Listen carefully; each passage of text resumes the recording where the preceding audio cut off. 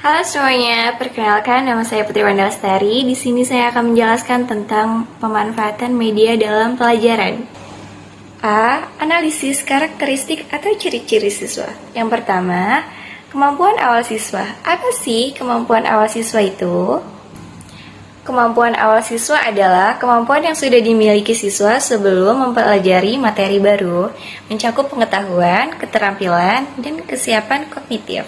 Kemampuan ini menunjukkan status pengetahuan dan keterampilan siswa saat ini sebagai dasar untuk mencapai tujuan pembelajaran berikutnya. Dan yang kedua, gaya belajar siswa. Apa sih gaya belajar siswa itu? Gaya belajar adalah cara khas siswa dalam menerima dan memproses informasi yang berbeda-beda antara individu. 3 tipe gaya belajar utama menurut Delby de Potter adalah: yang pertama ada visual, dan yang kedua auditory, dan yang ketiga kinestetik. Visual adalah belajar dengan melihat, lebih mudah memahami materi melalui gambar, warna, dan visualisasi. Auditory adalah belajar dengan mendengarkan, lebih peka terhadap suara dan penjelasan verbal. Kinestetik adalah belajar dengan bergerak dan praktik langsung, lebih efektif dengan aktivitas fisik dan pengalaman langsung. Sebutkan kompetensi. Tujuan pembelajaran atau sering dikenal dengan kompetensi pembelajaran sangat menentukan jenis media apa yang sesuai untuk digunakan. Yang ketiga, sebutkan metode, media, materi. Pemanfaatan suatu media pembelajaran tidak dapat digunakan dari penggunaan metode pembelajaran tertentu dari materi. Penggunaan suatu media dalam pembelajaran tatap muka perlu diikuti dengan media yang sesuai. Contohnya, yang pertama ada gambar diam, foto, teks, dan poster. Dan yang kedua, gambar bergerak, video, dan televisi. Dan yang ketiga, media berbasis komputer. Dan yang keempat, ada audio, kaset, dan radio. Yang keempat, upaya menggunakan metode, media, bahan. Bila menggunakan media video CD, dapat menggunakan kombinasi siswa antara metode diskusi untuk memberikan kesempatan siswa menyimpulkan pemahamannya tentang materi yang akan disajikan dalam program video CD. Yang kelima, rancangan bentuk partisipasi siswa. Melibatkan siswa secara aktif dalam proses pembelajaran menggunakan inti agar siswa merasakan sendiri proses belajar yang dilaluinya. Untuk itu, guru perlu mempersiapkan dengan cermat beberapa hal ini. Hal-hal yang harus dipersiapkan guru. 1. Bahan yang disajikan. Materi harus relevan, menarik, dan sesuai dengan kebutuhan siswa agar memotivasi mereka untuk aktif belajar. 2. Siapkan kelas. Ciptakan lingkungan belajar yang kondusif, inklusif, dan nyaman agar siswa merasa aman dan termotivasi untuk berpartisipasi.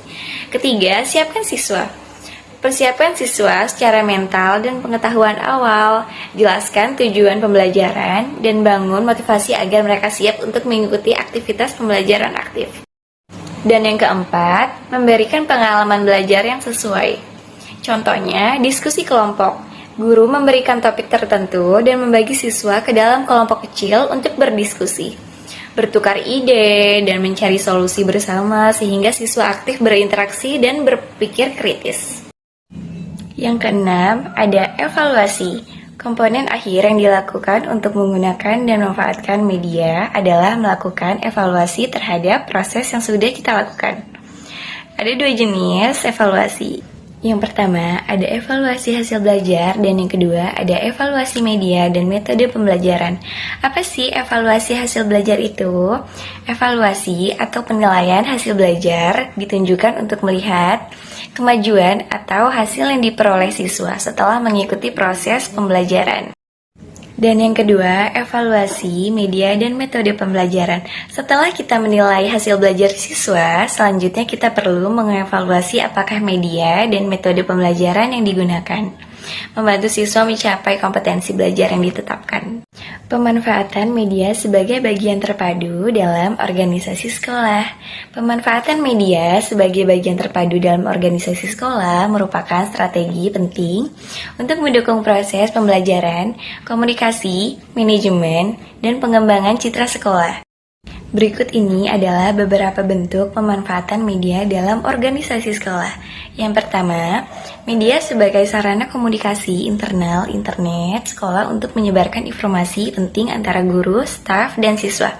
Dan yang kedua, media dalam proses pembelajaran digital seperti video edukatif.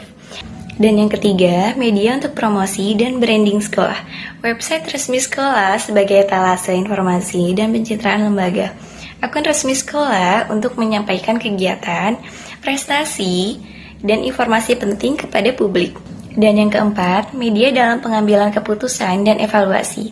Media survei dan polling digital seperti Google, Form, Mentimeter, dan lain-lain untuk menjaring aspirasi siswa, guru, dan orang.